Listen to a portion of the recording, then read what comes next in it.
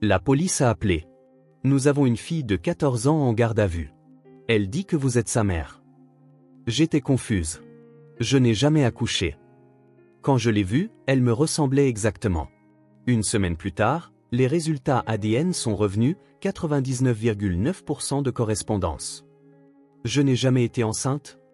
Avant de commencer l'histoire, n'oubliez pas de laisser un like et de vous abonner à la chaîne pour voir plus d'histoires comme celle-ci.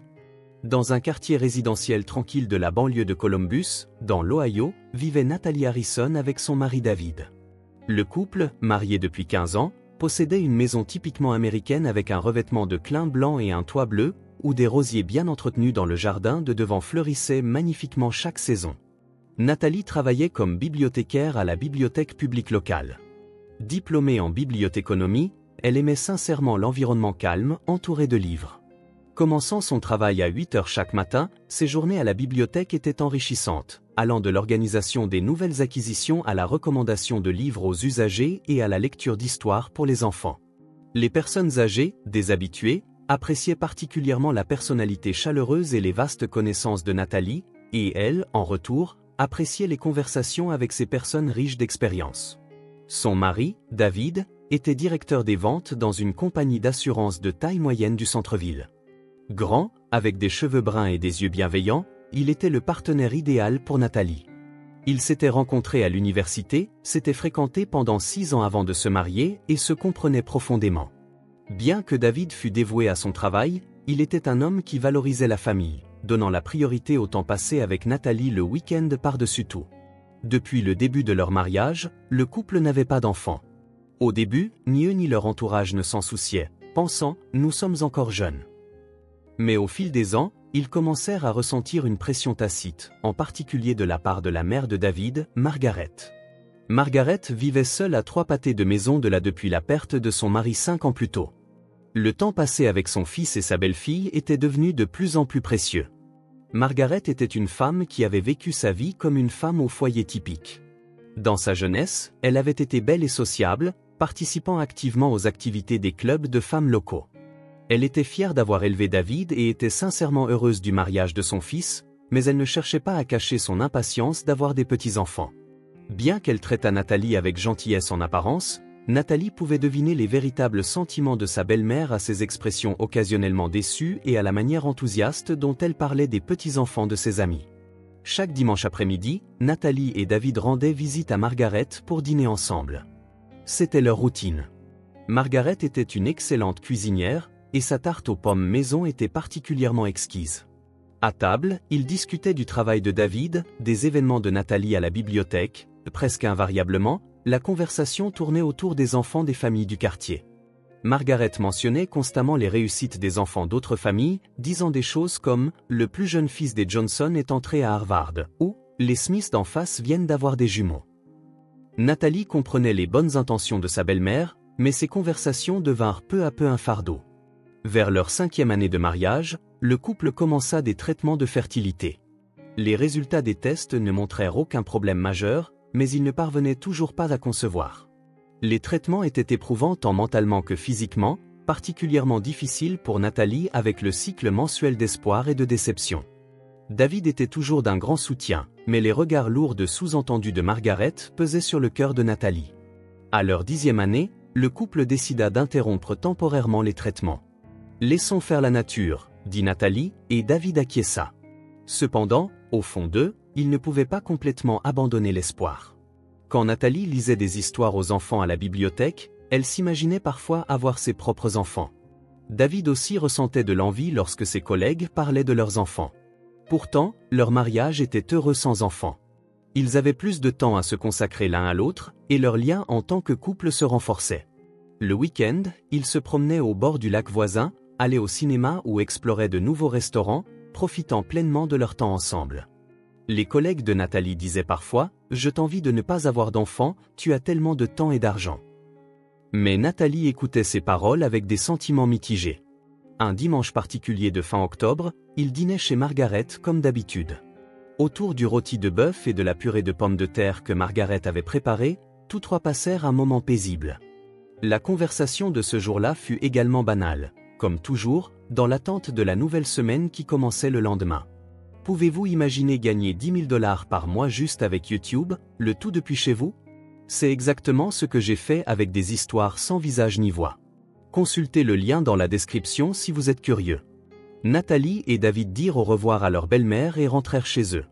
Lundi matin, Nathalie se réveilla à 7 heures comme d'habitude. Regardant le visage endormi de David à côté d'elle, elle se glissa doucement hors du lit. Le rythme cultivé au fil de 15 ans de mariage était aussi précis qu'un mécanisme d'horlogerie fine. Elle prit une douche, enfila un chemisier rose clair avec un cardigan marine, et prépara le café dans la cuisine. Elle prépara également la part de David, la mettant dans un thermos. Il avait l'habitude de se réveiller 30 minutes après elle. À 8 heures du matin, Nathalie entra dans la bibliothèque publique de Columbus par l'entrée du personnel.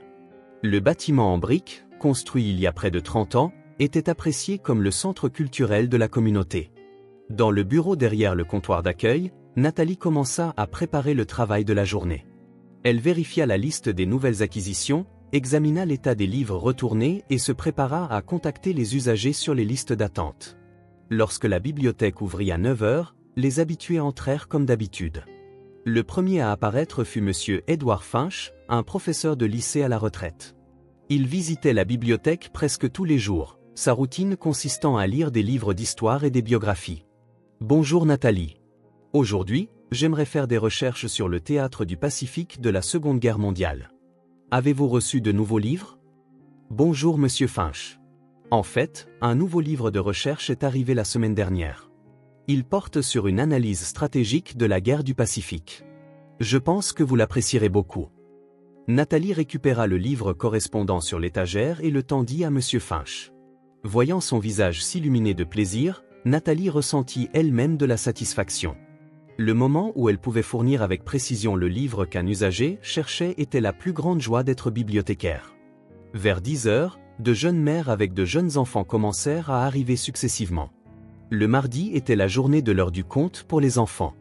Nathalie se déplaça vers la section jeunesse, s'assit sur une petite chaise en tenant des livres d'images colorées. 5 enfants et 3 mères se rassemblèrent autour d'elle. « Aujourd'hui, nous allons lire Boucle d'or et les 3 ours », annonça-t-elle. Nathalie commença à lire l'histoire avec une intonation expressive. Les yeux pétillants des enfants, leurs rires occasionnels, les sourires chaleureux des mères, ce moment évoquait des émotions complexes pour Nathalie. Bien que voir les réactions innocentes des enfants réchauffât son cœur, cela lui rappelait aussi la réalité qu'elle n'avait jamais eu l'occasion de devenir mère. Cependant, elle repoussait ses sentiments au plus profond de son cœur et chérissait son temps avec les enfants. Pendant sa pause déjeuner, elle mangea des sandwichs dans un café voisin avec sa collègue Linda Parker. « Comment s'est passé ton week-end » demanda Linda. « Le dîner habituel avec la mère de David. La tarte aux pommes de Margaret est vraiment délicieuse. Ça a l'air sympa, mais ce n'est pas un peu trop, chaque semaine. » Nathalie sourit. « J'ai l'habitude. Et puis, David et moi tenons à valoriser le temps en famille. » Pendant le service de l'après-midi, un groupe de lycéens vint chercher des documents pour un exposé. Tandis que Nathalie les aidait à trouver les ouvrages de référence dont ils avaient besoin, elle pouvait sentir l'enthousiasme de la jeune génération pour l'apprentissage. C'était un moment où elle réalisait que la bibliothèque n'était pas seulement un lieu de prêt de livres, mais un lieu de savoir et d'apprentissage. À 17 heures, Nathalie termina sa journée à la bibliothèque et rentra chez elle. David devait également rentrer à peu près à la même heure. Pour le dîner, ils préparèrent ensemble de simples pâtes et passèrent une soirée relaxante à regarder les nouvelles à la télévision. Demain, c'est samedi. Y a-t-il quelque chose que tu aimerais faire? Demanda David. Et si on allait au musée d'art du centre-ville? Ça fait un moment.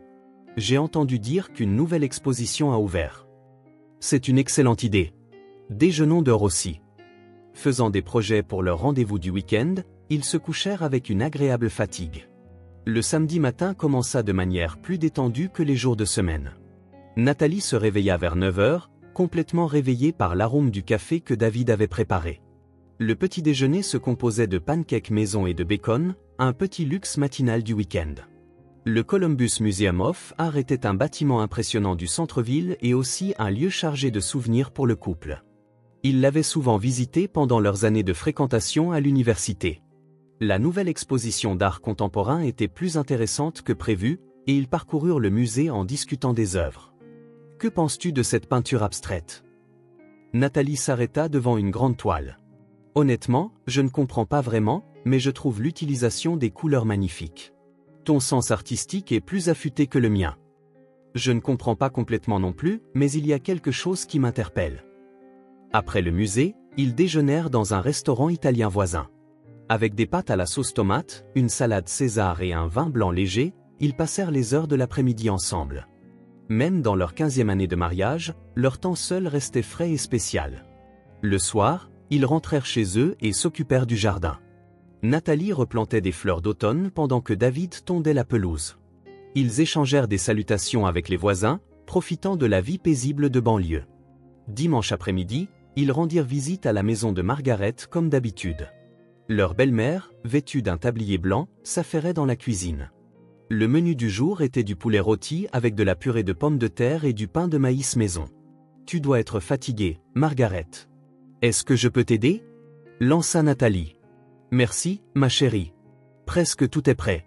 Pourrais-tu mettre la table » Elle étendit une nappe blanche sur la table de la salle à manger et disposa la porcelaine précieuse de Margaret.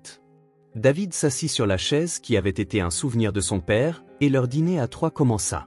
« Comment s'est passée la semaine à la bibliothèque » demanda Margaret. « Très enrichissante.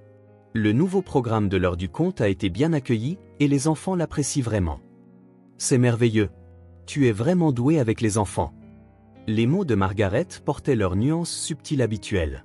Tout en semblant la louer, ils transmettaient simultanément le message « J'aimerais tant que tu puisses être mère toi aussi », ce que Nathalie perçut avec sensibilité. Au fait, la fille des Wilson, la voisine, va se marier. La cérémonie a lieu le mois prochain. Elle a 28 ans, donc les enfants ne tarderont probablement pas. Comme c'est merveilleux. C'est une excellente nouvelle, répondit Nathalie calmement. David semblait conscient du choix de sujet de sa mère mais ne dit rien. Au lieu de cela, il orienta la conversation vers des sujets professionnels. Après le dîner, tous trois s'assirent dans le salon, buvant du café en regardant la télévision. Le journal local rapportait les préparatifs du festival d'automne et les résultats des matchs de football du lycée. C'était une soirée de dimanche paisible et tranquille. Vers 20h, Nathalie et David dirent au revoir à Margaret et rentrèrent chez eux. Dans la voiture, David prit la parole. « Je suis désolé que ma mère te mette mal à l'aise. Elle ne veut pas de mal. Je comprends. Margaret attend des petits-enfants parce qu'elle nous aime. Tu es une femme si compréhensive. » Une fois à la maison, ils se détendirent dans le salon comme d'habitude. Nathalie lisait un roman qu'elle avait emprunté à la bibliothèque pendant que David préparait son travail du lendemain. Ils se couchèrent vers 22h. Mercredi après-midi, à 15h, alors que Nathalie organisait les livres pour enfants, le téléphone du bureau de la bibliothèque sonna. Sa collègue Linda répondit, après avoir parlé un moment, appela Nathalie avec une expression perplexe. « Nathalie, il y a un appel pour toi. C'est la police. » Nathalie sentit son cœur faire un bond. De toute sa vie, elle n'avait jamais reçu un appel de la police. Elle s'essuya les mains et prit le combiné. « Oui, ici Nathalie Harrison. »« Madame Harrison, ici l'inspecteur Johnson de la police de Columbus. Je m'excuse pour cet appel soudain, mais j'ai une affaire importante à discuter avec vous. Nous avons une jeune fille de 14 ans sous notre garde qui prétend que vous êtes sa mère. » Pendant un instant, Nathalie ne comprit pas ce que son interlocuteur disait. « Je suis désolé, mais il doit y avoir une erreur. Je n'ai pas d'enfant. » C'est ce que nous pensions aussi, mais la jeune fille connaît votre nom et votre adresse avec précision. Nathalie Elizabeth Harrison, vous vivez bien au 1247 Maple Street, n'est-ce pas? Elle sentit le sang quitter son visage. Cela ne semblait pas être une simple erreur. Oui, c'est exact. Mais je n'ai vraiment jamais donné naissance à un enfant. Je comprends. Pourriez-vous venir au poste de police? Si vous pouviez rencontrer la jeune fille, nous pourrions peut-être élucider la situation. Après avoir raccroché, Nathalie appela le travail de David avec des mains tremblantes. Quand elle expliqua la situation, David dit immédiatement qu'il quitterait le travail plus tôt. 1 heure plus tard, le couple se trouvait dans la salle de réunion du poste de police. La pièce était un espace aseptisé aux murs blancs, éclairé par des néons. Lorsque l'inspecteur Johnson ouvrit la porte, une jeune fille le suivit. Nathalie eut le souffle coupé. Au moment où elle vit le visage de la jeune fille, elle eut l'impression de se regarder dans un miroir. Cheveux châtains, yeux bleus, la forme de son nez, la ligne de sa mâchoire, Tout ressemblait exactement à ses propres photos à l'âge de 14 ans. David, à côté d'elle, était lui aussi visiblement secoué. « Je m'appelle Emma », se présenta la jeune fille d'une petite voix. « Je cherche ma maman depuis si longtemps. »« Mais je ne suis pas ta mère », répondit Nathalie, confuse. « Je n'ai jamais été enceinte. » Les larmes montèrent aux yeux d'Emma. « Mais grand-mère m'a montré des photos de maman.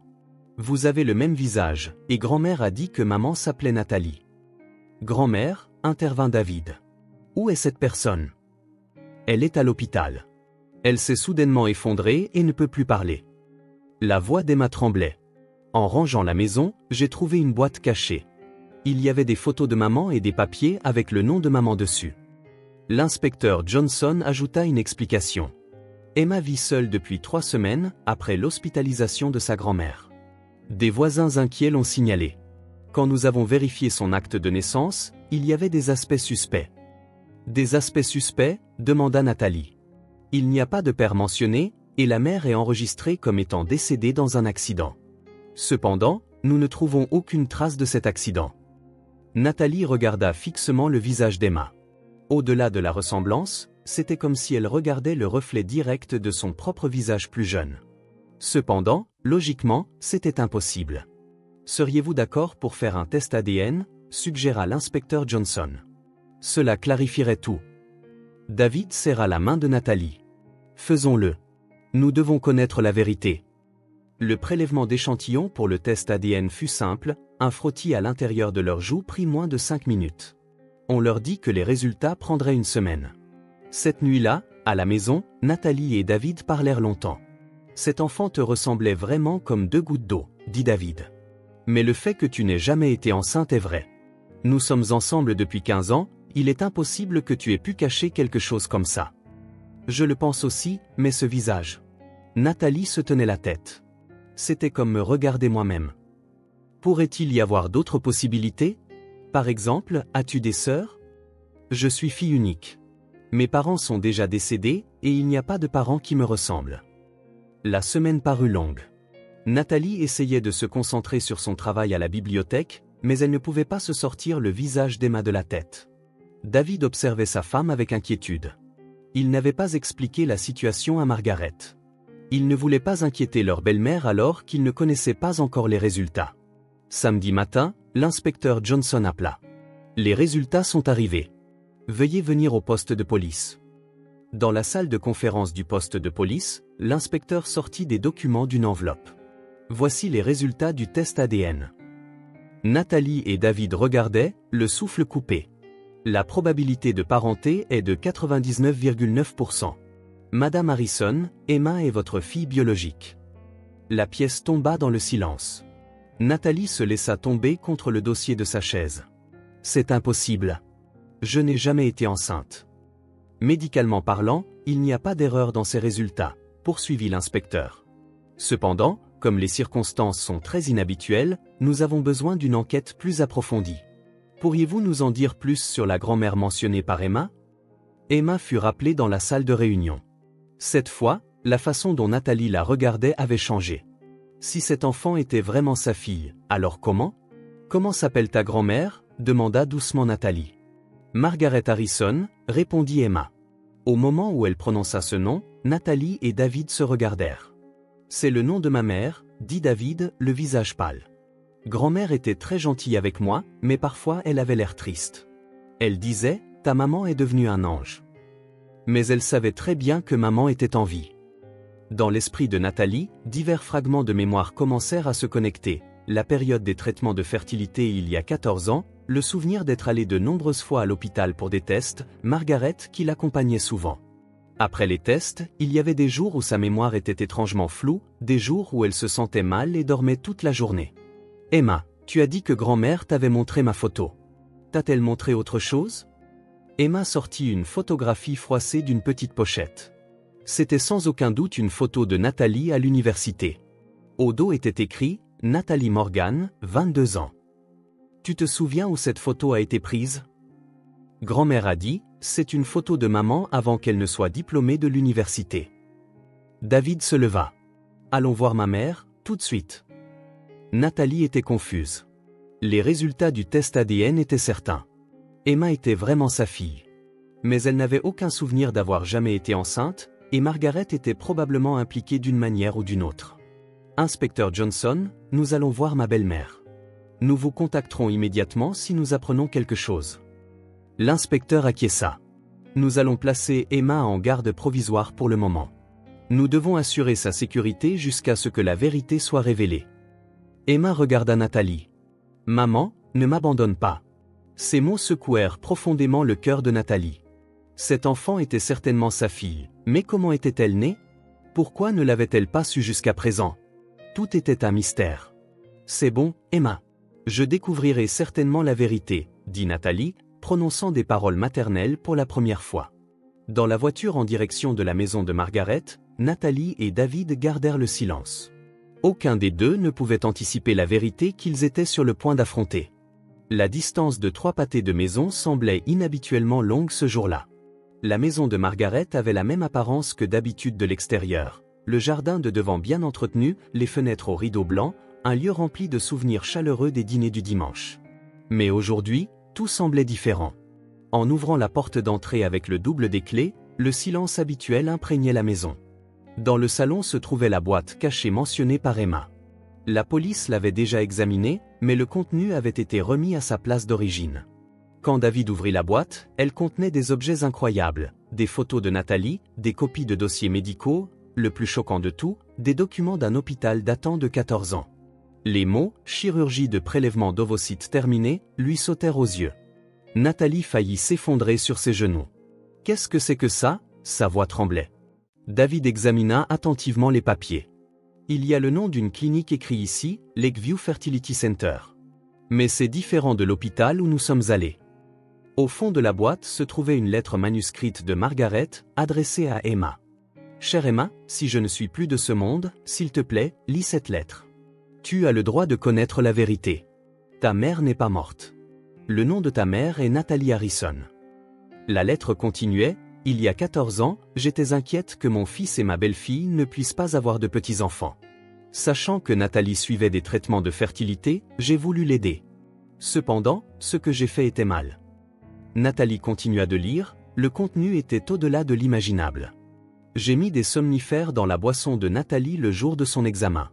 Pendant qu'elle dormait, j'ai demandé à un médecin de ma connaissance de prélever ses ovocytes. Ces ovocytes ont été fertilisés avec le sperme de David et implantés chez une autre femme. » David devint livide. « C'est criminel. Qu'a fait ma mère ?» La lettre arrivait à son cœur. La femme qui est devenue la mère porteuse a accepté pour de l'argent. Après avoir accouché, elle a reçu son paiement comme promis et a disparu. Je t'ai recueilli et je n'ai rien dit à Nathalie et David. J'ai aussi falsifié les registres et t'ai enregistré comme l'enfant de quelqu'un d'autre. Pourquoi aurait-elle fait une chose pareille? Nathalie continua de lire à travers ses larmes. Je voulais des petits-enfants, mais en voyant que Nathalie ne pouvait pas tomber enceinte, j'ai pensé que je résoudrais le problème moi-même.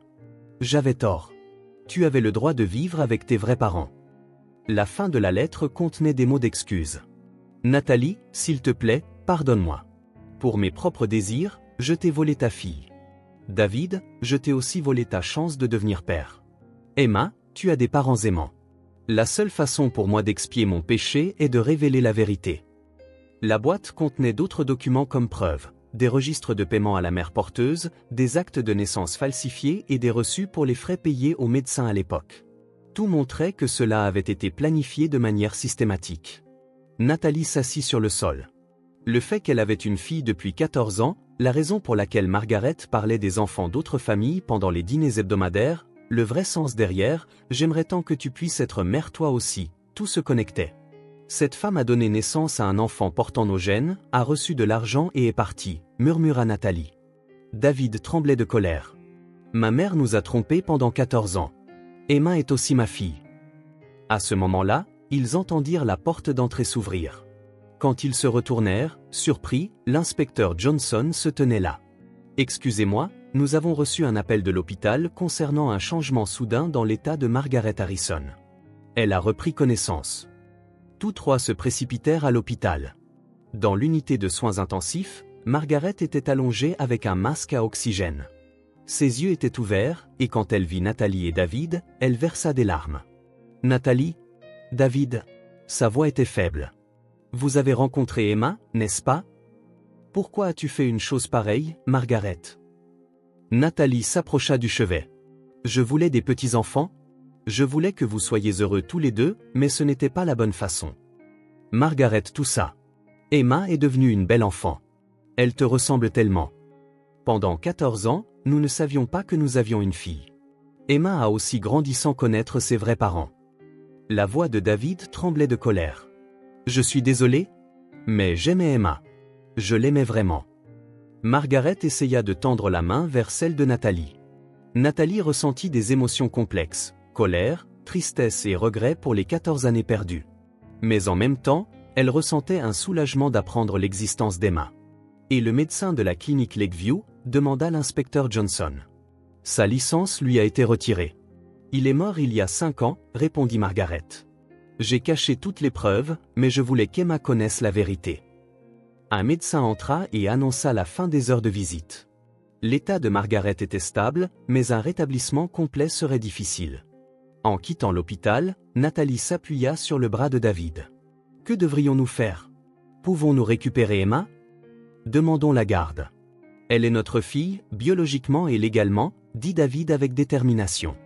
Mais je n'ai rien fait en tant que mère pendant 14 ans. Puis-je devenir mère maintenant? Tu seras une mère merveilleuse. Je le sais en te regardant interagir avec les enfants à la bibliothèque. Le lendemain, Nathalie et David entamèrent des procédures judiciaires. Avec les résultats du test ADN et le témoignage de Margaret, ils pouvaient demander la garde d'Emma. Des entretiens avec des travailleurs sociaux, des procédures judiciaires et la confirmation des propres souhaits d'Emma. Emma dit sans hésitation, « Je veux vivre avec maman et papa ». Un mois plus tard, Emma devint officiellement la fille adoptive de Nathalie et David. Le fossé de 14 ans ne pouvait être comblé, mais tous trois jurèrent de chérir le temps à venir. Margaret fut placée dans un établissement de soins, et David lui rendait visite une fois par mois. Bien que ses actions fussent impardonnables, son amour pour Emma était sincère. Emma s'adapta à la vie avec sa nouvelle famille. Nathalie continua son travail à la bibliothèque tout en chérissant le temps passé avec sa fille.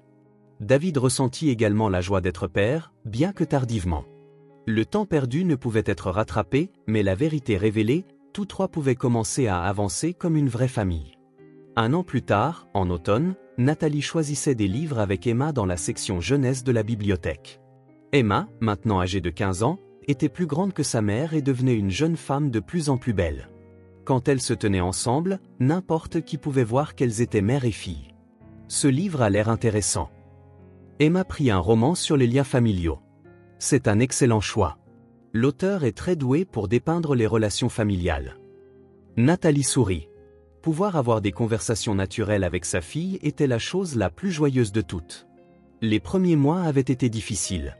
Combler le fossé de 14 ans n'était pas facile, et il y eut une période de gêne où il se ménageait à l'excès. Cependant, grâce à l'intelligence et à l'adaptabilité d'Emma, et à l'amour de Nathalie et David, ils devinrent peu à peu une vraie famille. Emma fut transférée au lycée local et se fit de nouveaux amis. Ses notes étaient excellentes, et elle dit qu'elle voulait étudier la bibliothéconomie à l'avenir. Je veux aider les gens à travers les livres, comme maman, dit-elle, ce qui émut profondément Nathalie. David trouva également son rôle de père. Quand il rentrait du travail, il aidait Emma avec ses devoirs, et le week-end, ils allaient ensemble à des matchs de sport. La relation père-fille qui avait commencé tardivement s'approfondissait de jour en jour. Les questions juridiques s'étaient également réglées.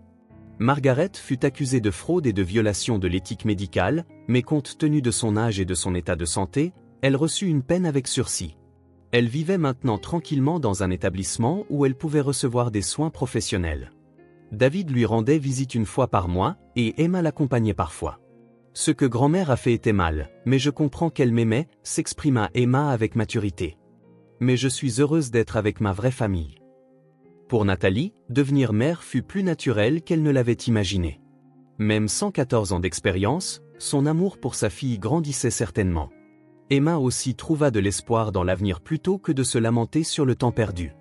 Un dimanche après-midi, tous trois faisaient un barbecue dans le jardin. Les voisins avaient commencé à dire « Quelle belle famille !» Dans le jardin, où résonnait le rire d'Emma, Nathalie ressentit une profonde satisfaction. « Maman, nous ne sommes pas une famille normale, n'est-ce pas ?» dit soudain Emma. Non, nous ne sommes certainement pas devenus une famille dans des circonstances normales, répondit honnêtement Nathalie. Mais c'est ce qui nous rend spéciaux. C'est comme si le destin nous avait réunis. David se retourna tout en grillant des hamburgers. Vous avoir toutes les deux ici me rend vraiment heureux. Ce soir-là, pendant qu'Emma faisait ses devoirs, Nathalie et David parlaient autour d'un verre de vin dans le salon. Il y a un an, je n'aurais jamais pu imaginer ça, murmura Nathalie. M'entendre dire soudainement que j'avais une fille. Mais maintenant, je ne peux pas imaginer la vie sans elle. David sourit. La famille, ce n'est pas seulement les liens du sang. L'amour, la confiance et le temps passé ensemble sont ce qui compte le plus. Dehors, le vent d'automne faisait danser les arbres. Le mois prochain serait le 16e anniversaire d'Emma. Ce serait le premier anniversaire qu'ils célébreraient ensemble. Nathalie pensait déjà à un cadeau spécial. Le crime que Margaret avait commis ne pourrait jamais être pardonné. Cependant, il était également vrai que tous trois s'étaient rencontrés en conséquence. Le destin suit parfois des chemins complexes et incompréhensibles. Ce qui importe, c'est comment nous acceptons la réalité qui nous est donnée et comment nous vivons positivement. Emma descendit, leur souhaita bonne nuit et embrassa ses deux parents. Une scène ordinaire dans un foyer normal était un moment miraculeux pour cette famille. Bonne nuit, Emma, Nathalie serra sa fille dans ses bras. Je t'aime. Je t'aime aussi, maman, papa. Après qu'Emma fut retournée dans sa chambre, Nathalie et David s'assirent en se tenant la main. Les 14 années perdues ne pouvaient être rattrapées, mais le temps à venir s'étendait infiniment devant eux. En tant que famille fondée sur un amour véritable, tous trois avanceraient dans leur nouvelle vie. Ayant côtoyé de nombreuses histoires en tant que bibliothécaire, Nathalie réalisa que sa propre vie avait aussi été une histoire aux développements inattendus, et le plus beau chapitre de cette histoire ne faisait que commencer.